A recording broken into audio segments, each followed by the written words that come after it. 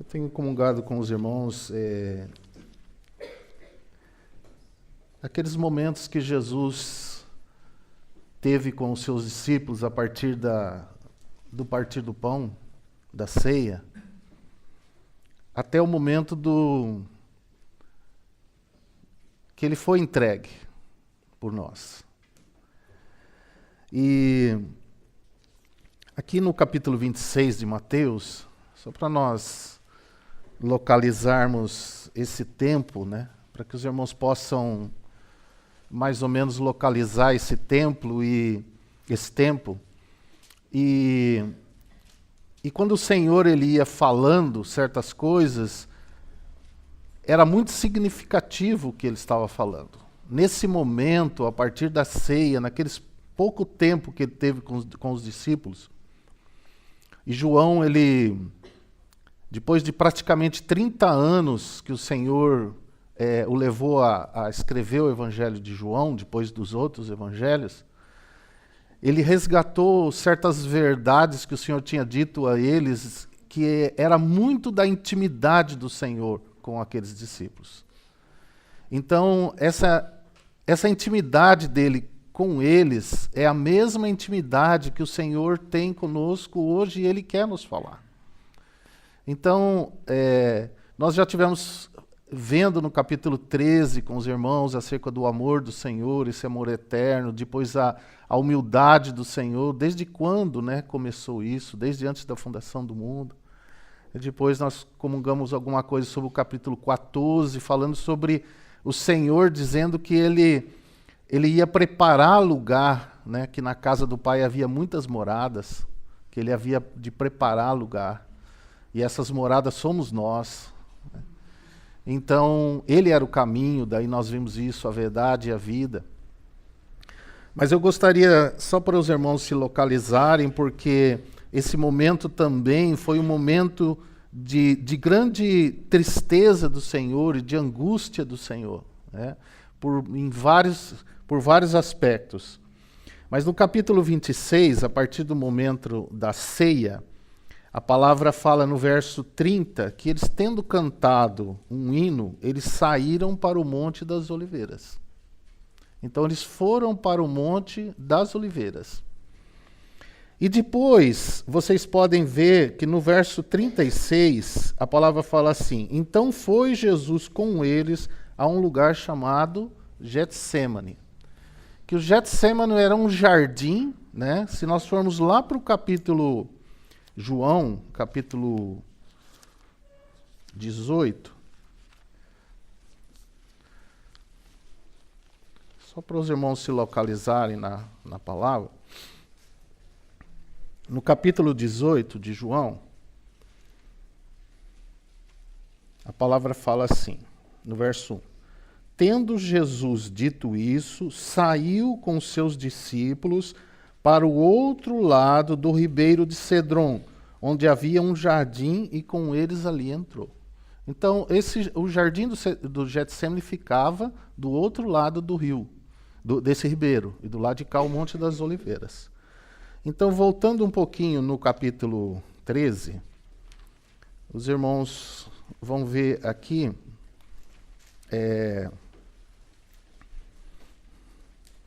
no capítulo 13, no verso 30, vocês vão ver que a palavra fala assim: então ele, tendo recebido o bocado, saiu logo, e era noite. Isso o Judas.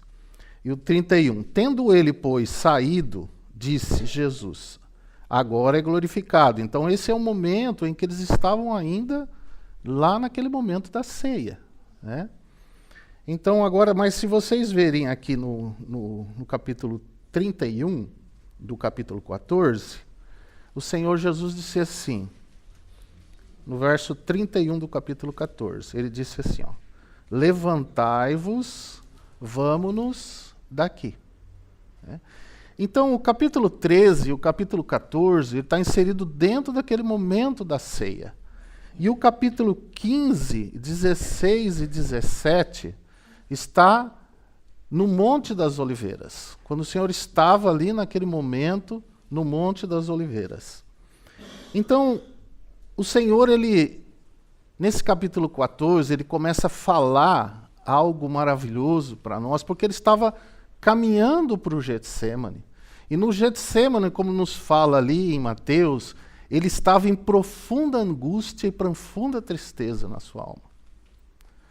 E a palavra Getsêmani, ele significa o lagar da oliva, ou das azeitonas, onde se tira o azeite naquele lugar. Então ali, naquele momento do Getsêmani, o Senhor começou a ser exprimido, a ser tratado ali, né? Mas o precioso, irmão, é que desse lugar sairia o óleo do Espírito Santo, né? Então, o Senhor Jesus, nesse capítulo 14, ele já começa a comungar conosco acerca da sua presença. Se os irmãos se lembrarem, antes da pessoa do Senhor Jesus vir, nós tínhamos a presença de Deus e, de uma certa forma, o Espírito, mas que ele vinha e cumpria o seu ministério e retornava. Mas a partir do momento que o Senhor Jesus veio, ali estava o Pai e estava o Filho e o Pai, naquele momento, a qual o Senhor Jesus, que ele falava, o Pai está em mim, e eu estou no Pai. Mas o Senhor Jesus, ele tinha que completar uma obra para que a terceira pessoa da divindade pudesse estar junto nessa comunhão e nesse propósito com a sua igreja. As três pessoas da divindade estarem juntas, junto na comunhão com a sua igreja, que era o seu propósito eterno, desde o princípio, o que estava no coração de Deus. Então o Senhor Jesus, no verso 15, e isso, irmãos, era algo inimaginável. Quando Jesus disse, que nós já compartilhamos com os irmãos, que ele ia preparar lugar, falando acerca da casa do Pai, né? A qual casa somos nós. Então, ele iria fazer isso para que a presença deles estivessem em nós e no meio de nós. Então, você vê o coração do Senhor, isso para nós é algo muito significativo, irmãos. E tem que ser valorizado de forma grandiosa, porque nunca, jamais, ninguém teve a oportunidade que nós temos da presença do Senhor e da presença dessas três pessoas da divindade em nós e no meio de nós. Então, o Senhor Jesus, a partir do capítulo 15, ele diz assim, do capítulo 14, verso 15, ele diz assim: se me amardes, guardareis os meus mandamentos. E eu rogarei ao Pai, e ele vos dará outro Consolador, para que fique convosco para sempre. Então veja que o Senhor Jesus, ele já era um Consolador. É como se ele ali se revelando que ele já era um Consolador do Pai. Ele já era esse Consolador. E o Senhor usa uma expressão muito, muito interessante aqui. Os irmãos se lembram que o irmão Rodrigo, inclusive, compartilhou sobre isso. Nós estamos lendo, estudando o livro sobre o ministério do Espírito, né? E aqui, o Senhor, esse Consolador, quando ele fala outro, ele está falando que é outra pessoa. Isso é muito claro, para a gente não fazer confusão, né? Que o Espírito, ou Deus e Jesus é a mesma pessoa, são manifestações diferentes de Deus, não, são três pessoas distintas. Quando ele fala outro, ele está falando de uma outra pessoa, mas uma outra pessoa que tem a mesma característica dele. Foi compartilhado sobre isso, que ele tem e continuou o mesmo ministério do Senhor Jesus, a obra do Espírito Santo. Mas eu gosto da palavra paráclito, irmãos, porque o paráclito é aquela figura realmente daquele professor que pegava a criança desde pequeno, porque antigamente não tinha escolas, né? Ele pegava a criança desde pequenininho e ele se colocava numa condição de pai mesmo daquela criança, para ensinar ela e passar todo o conhecimento que ele tinha para aquela criança, para que a hora que ela estivesse numa estatura de maturidade, ela pudesse assumir as suas responsabilidades, junto com o reino, né, do pai, principalmente aqueles reis da época. Então, essa é a figura do Espírito Santo, que nos pega como criança, nos gera de novo, nos pega como criança e vai nos ensinando, né, para a adoção de filho, ou a ruiestesia, a maturidade. Então o Senhor diz assim, continuando, a saber, ele está dizendo, quem é esse Consolador? É o Espírito da verdade, o qual o mundo não pode receber. Porque não vê e nem o conhece, mas vós o conheceis, porque ele habita convosco e estará em vós. Você vê que é um conhecimento, irmãos, experimental. Não é conhecimento intelectual, mas é vida, é presença, é realidade do Senhor.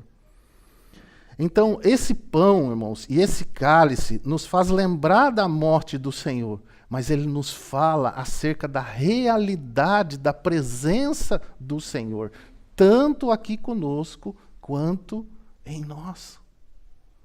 Por isso que ele diz assim, no verso 18, ele diz assim, eu não vos deixarei órfãos, voltarei para vós.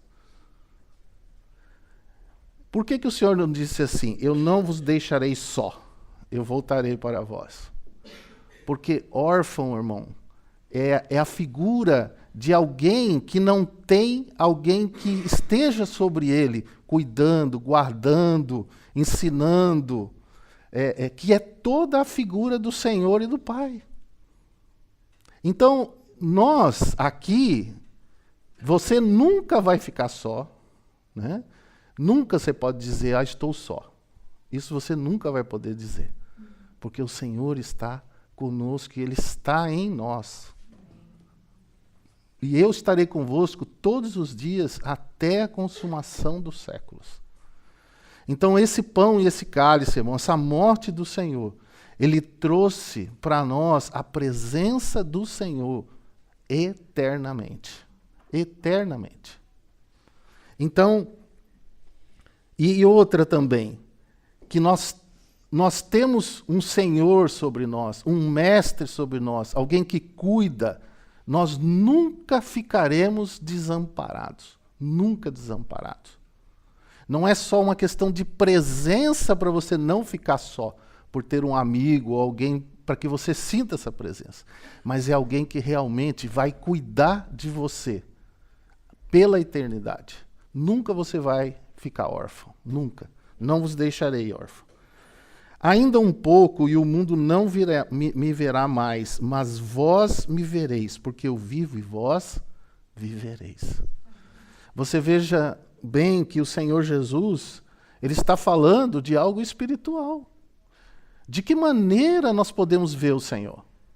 De forma espiritual, não física. Se o Senhor tivesse aqui de maneira física, irmãos, nós ficaríamos tristes muitas vezes. Porque você teria as tuas coisas para ser feita, né? E você, para você estar na presença do Senhor, você teria que ir aonde o Senhor estivesse. Mas agora a sua presença, pelo seu Santo Espírito em nós, aonde você estiver, o Senhor está também. Então, jamais você pode dizer, eu estou só, ou estou órfão, né? Eu necessito aqui de algo.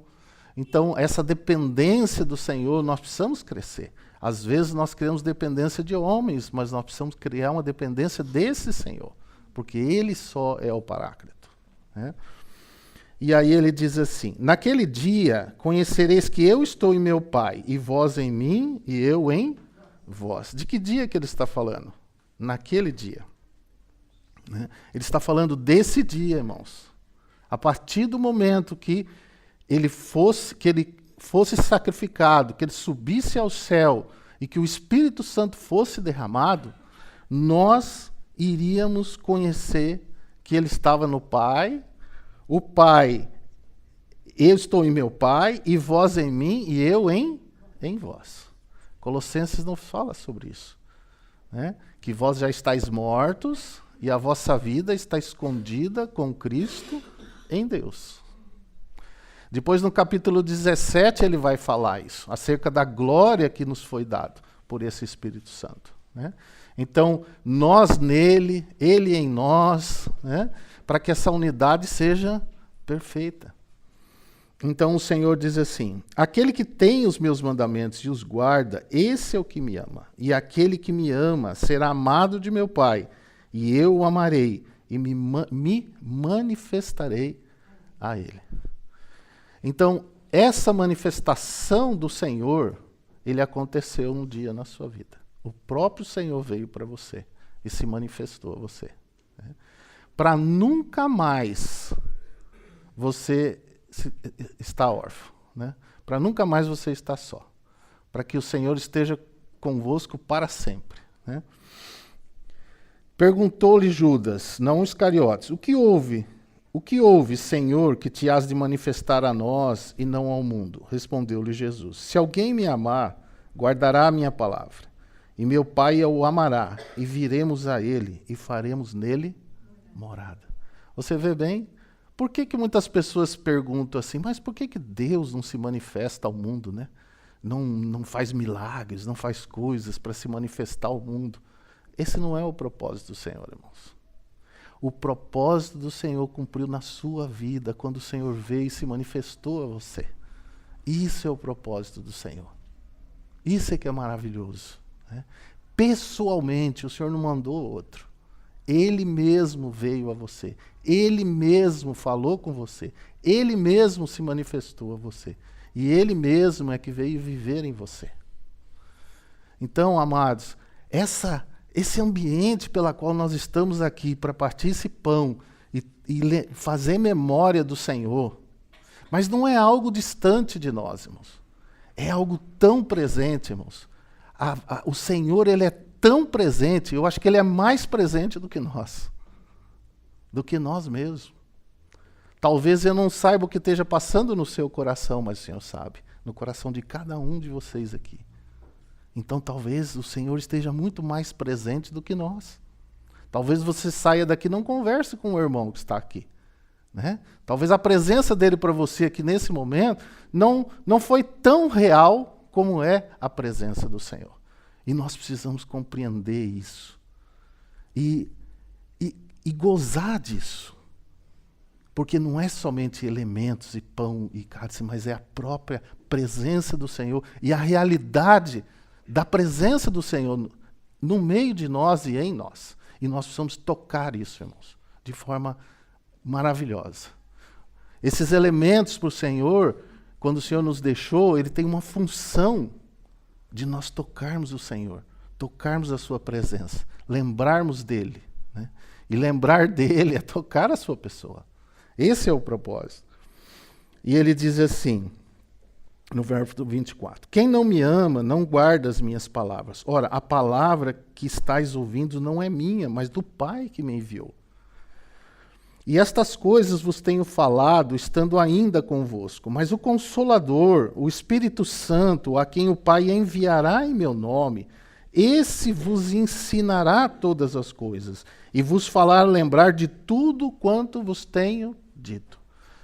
Irmãos, se nós estamos hoje aqui, sentados, né, tomando esse pão, tomando esse cálice, é porque o Senhor conseguiu em nós avançar alguma coisa no ensino do Espírito Santo. E o propósito é sempre o Senhor. Sempre o Senhor. Aprova Deus convergir em Cristo todas as coisas. Se as nossas coisas não estiverem convergindo para Cristo, o nosso propósito está errado. Porque essa é a função do Espírito Santo. E aí ele diz assim: deixo-vos a paz, a minha paz vos dou. Eu não vou lá dou como o mundo a dá. Não se turbe o vosso coração, nem se atemorize. Ouviste que eu vos disse, vou e voltarei para vós. E se me amasses, alegrar-vos-ei de que eu vá para o Pai, porque o Pai é maior do que eu. Então veja que o amor do Senhor, para que a gente pudesse gozar de tudo isso que o Senhor está falando aqui, ele tinha que ir para o Pai, para que o Espírito Santo fosse dado. Para que esse Espírito da realidade nós pudéssemos tocar, e aí tocar no Senhor e no Pai, através do Espírito Santo. Agora, veja aqui, irmãos, que ele disse, e esse é o ponto precioso para nós tocarmos nesse momento da ceia do Senhor, é que ele diz assim: a minha paz vos dou. Não é a paz que o mundo dá. Não é paz circunstancial. Vocês se lembram que os discípulos, eles desejavam o quê? Eles desejavam um rei para reinar em Israel e trouxesse o governo e o poder ali, e através desse governo e poder subjugasse todos os outros povos e trouxesse um tipo de uma paz que reinasse a partir de Jerusalém. Mas o Senhor Jesus disse: não é essa paz que eu vim trazer para vocês. E o Senhor nos fala isso na sua palavra, dizendo assim: justificados, pois, pela fé, temos paz com Deus. Não há maior paz para nós, irmãos, do que a paz com Deus. O resto pode estar acontecendo muitas coisas, mas se o teu coração está em paz com Deus, né, o resto tudo, ele passa, as coisas passam, o tempo passa, para tudo ter um tempo determinado. Né? Mas o que tem valor realmente é essa paz com Deus e essa presença do Senhor, né? E esse teu gozo por essa presença do Senhor. Amados, vamos gozar nesse momento dessa graça maravilhosa que nós estávamos lembrando essa semana lá em Biporã, que Jesus disse assim lá em João, Mateus, que ele disse 13, 17, ele falou assim: vocês têm ouvido e visto coisas que os profetas e os justos tiveram um desejo de ver e não puderam ver, e não puderam tocar. Né?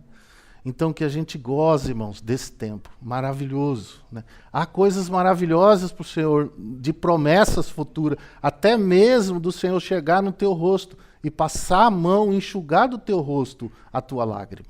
Isso também vai acontecer. Mas hoje, irmãos, nós já podemos gozar dessa presença, dessas três pessoas da divindade, de maneira preciosa, no Santo Espírito de Deus. O Espírito de Deus, o Espírito de Cristo e o Espírito Santo de Deus. Louvado seja o Senhor. Que o Senhor realmente, irmãos, que essa paz que o Senhor manifestou e que você gozou pela justiça de Deus nesse sacrifício de Cristo, possa inundar o teu coração nesse momento. Sabe? E que a gente possa realmente declarar palavras de gratidão e de adoração e de louvor ao Senhor. Em nome de Jesus.